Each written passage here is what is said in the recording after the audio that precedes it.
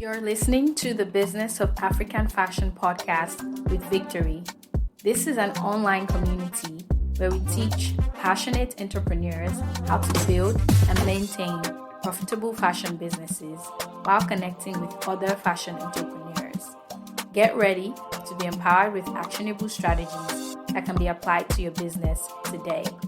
Let's start the show.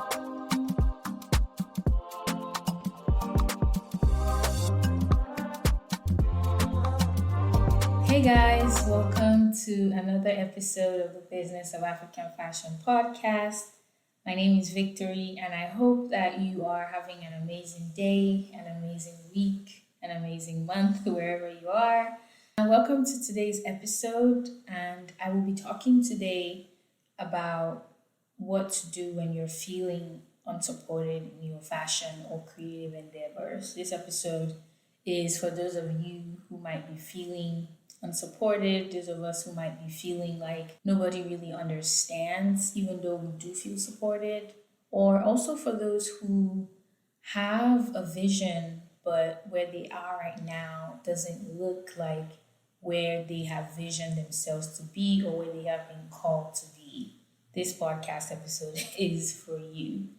So I have 3 points that I'm going to go over about how to overcome this season where you're waiting to get to where you need to go, this season of laying the foundations for your business, this season of learning as much information as you can, this season of building your character and your resilience, because we know it's not easy to build any kind of business, and especially to build a fashion business in the African fashion space as well. So my first point is keep your tunnel vision, keep your eyes on the prize. So if you have a vision for your business, for your company, for what you're trying to build, the first thing that you can do to help you overcome and survive and even thrive in this season is to keep your eyes on the prize. And what does that mean, to keep your eyes on the prize? So keeping your eyes on the prize means when you get an idea, write it down, keep it somewhere, write the vision and make it plain. And you don't have to share your ideas with everyone. And I'm going to say this from coming from a place of compassion and a place of love, because a lot of times when we get ideas and when we get these grand visions of what we're trying to do, we tend to want to share with other people because we think that if they approve it, then that makes it legit, or that makes it more solid, or that makes it something that's better. And you don't need to do that actually, because a lot of times when people aren't the ones who've been given the vision, they're not able to represent it, they're not able to support it, and they're not able to appreciate it as much because they weren't the ones that were given the vision, right? So let's think about a practical example. If you went to the museum and you saw a painting, you would have so much more appreciation for that painting than someone who you met when you went back home and you were trying to describe the painting to them, right? Because they never saw the painting, and maybe you don't even have a photo of it, but you're just telling them, oh, this is what I saw and it was so grand. They're not going to be able to appreciate it. They're not going to be able to support it. And not because they're a bad person, but because they haven't seen the painting, right? So the same thing with your business. When you get this idea, when you're called, when God drops this vision in your heart, write it down, keep meditating on it, keep doing your research, keep learning in the industry. But you don't necessarily need to share it with everyone. And the second thing with keeping your eyes on the prize, keeping your tunnel vision is, y'all, do not compare yourself to other people and don't allow anyone to compare you, right? So those are two different things. Don't compare yourself to anyone. Don't think, oh, I see this person doing a fashion business and they have this many followers on Instagram and they have this many sales and they're always screenshotting their PayPal, their Paystack, and they have this much money and I'm not making any money in my business and blah, blah, blah, blah, blah. Please don't do that to yourself. Please do not do that to yourself. It's not healthy for your mental health and it's not going to help your business. Comparison really is the thief of joy, you guys. And the reality is that the people who are posting on social media, applause to them. I'm not going to talk down on anybody, but you don't know the full story. You don't know what they've been through. You don't know when they had to go through this season of setting their foundations. You literally have no idea and no clue about that. And also, you don't know their entire strategy. You don't know how their business is operating. You literally are only seeing the highlight reel. And I know everybody says it, Instagram, social media is a highlight reel, but I have to say it again, it really is. And especially for fashion companies, you see the K behind the number of followers, and you're like, oh, this brand is popping, and they've been featured in Vogue, and they've been featured here and that. And all of that is great, but please do not compare your season with where these people are at. You don't know how long they've been building, and you're just starting out, right? You can't compare your chapter 1 to someone else's chapter 35. Like, that's just unreasonable. So please give yourself grace. And then to the second part of my point, don't allow anyone to compare you.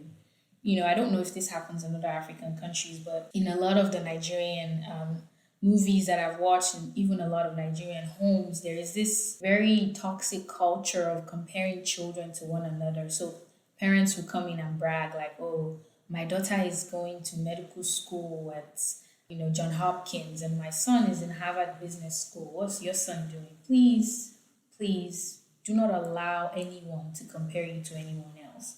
If they do that, let them know I respect you, but please do not compare me to someone else because I am on my own journey, right? Because what this comparison can tend to do is diminish your self worth and make you feel like you're behind, or make you feel like you don't know what you're doing with your life. Meanwhile, you have a vision and you have a passion and you are working towards things. So don't compare yourself, and definitely do not allow anyone who doesn't know the vision for your life and the calling that God has placed upon you to compare you to anybody else. That's the first point. That's how you keep your tunnel vision, keep your eyes on the prize. And the second point is find a community to plug into. I think this is so important. This is so very important, because having a community just does something to change the way that you see where you are, to change the way that you think about your season, to change the way that you perceive what you're working on right now. And a community can be a group of fellow fashion entrepreneurs, a group of fellow creatives, which is why one of my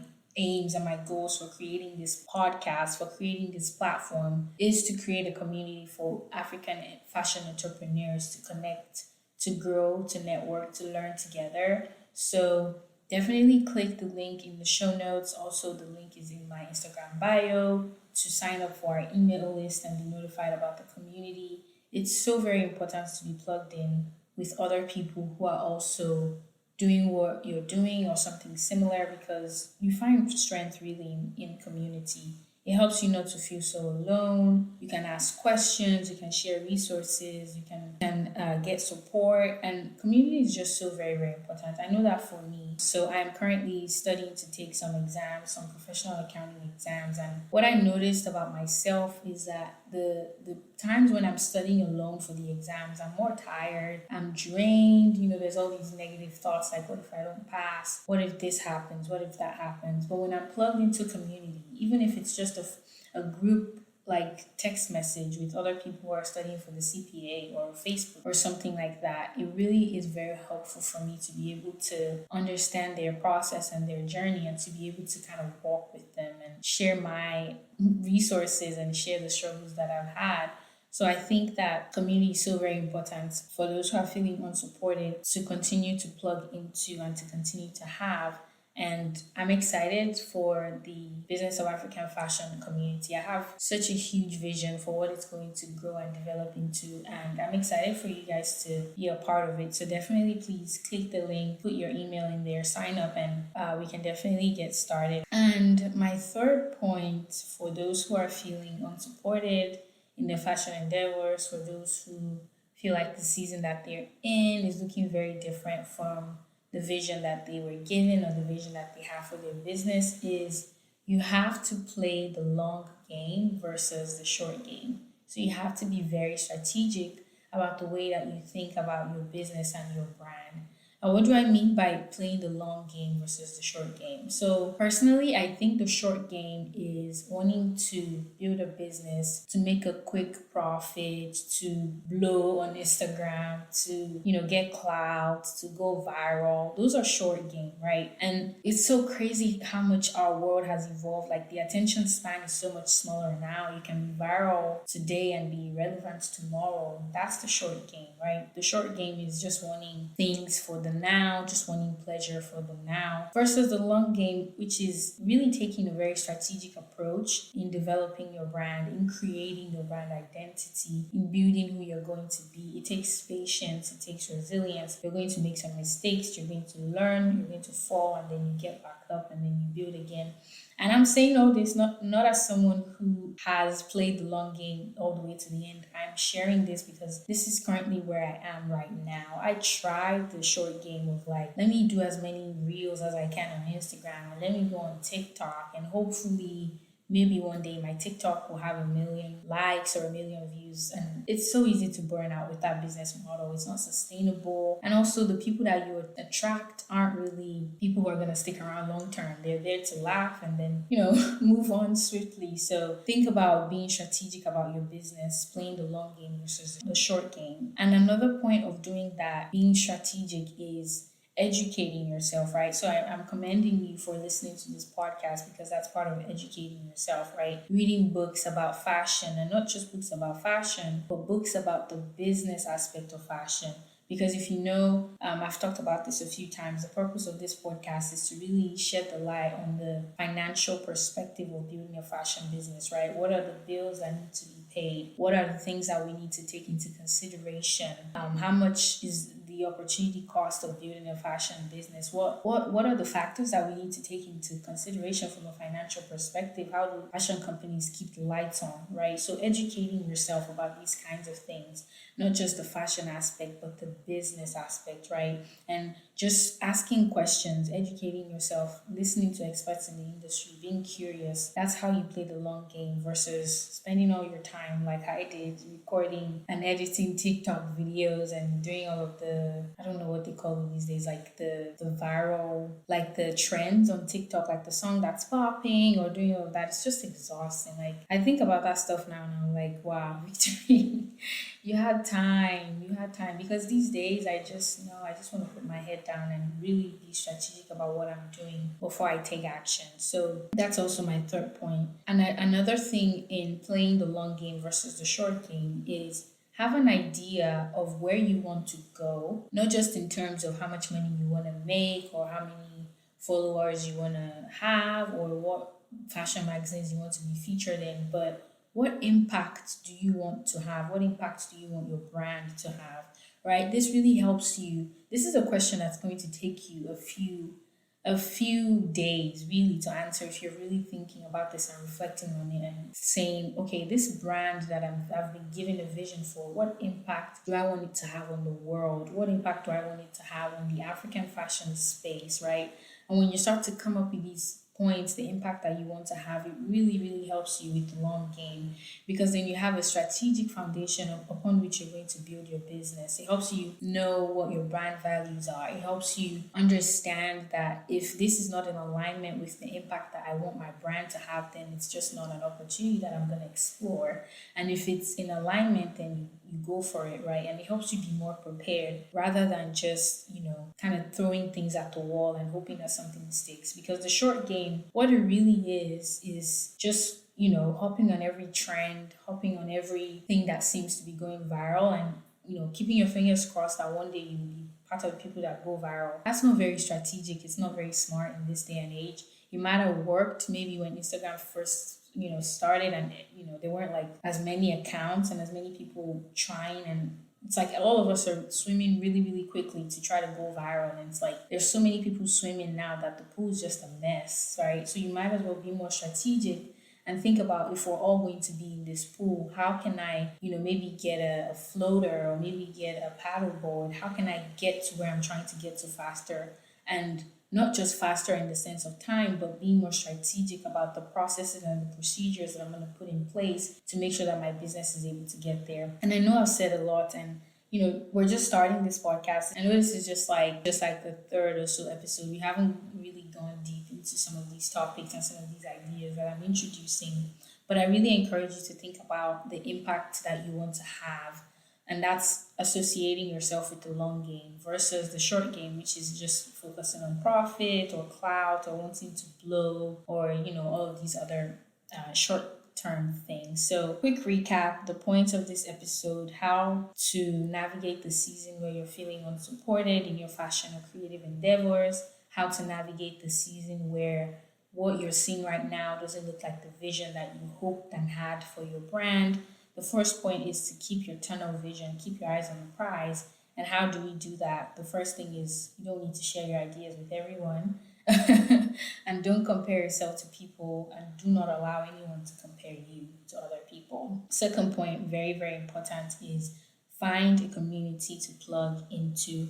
And again, the link to join our community, to sign up for our email list, is going to be in the show notes as well as on our Instagram bio. And the third point is to be strategic about your business, which is playing the long game versus the short game. And we define the long game as being strategic, educating yourself, and thinking about the impacts that you want to have on the world and the impact that you want your brand to have as well. All right, you guys, in conclusion, it takes time to build a fashion business, okay? Let's not rush. Let's really take our time, because the reality is that the African fashion industry is one that's still developing. And if we're really going to do this thing long term, we have to set the right foundations.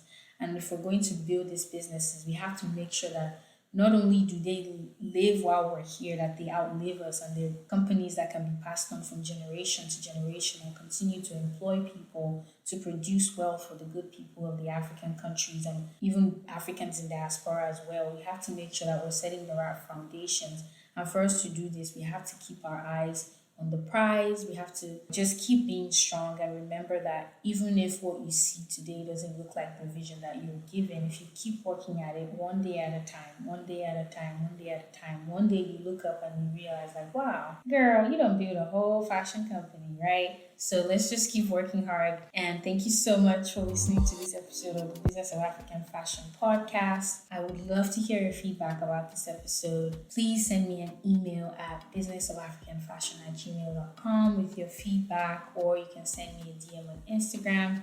I just ask that if you disagree with anything that I talked about in this episode, that you please speak to me with dignity and with respect, and I will apply the same to you as well. And let me know what your takeaways are from this episode, and I will see you guys on the next one. Talk to you soon. Bye.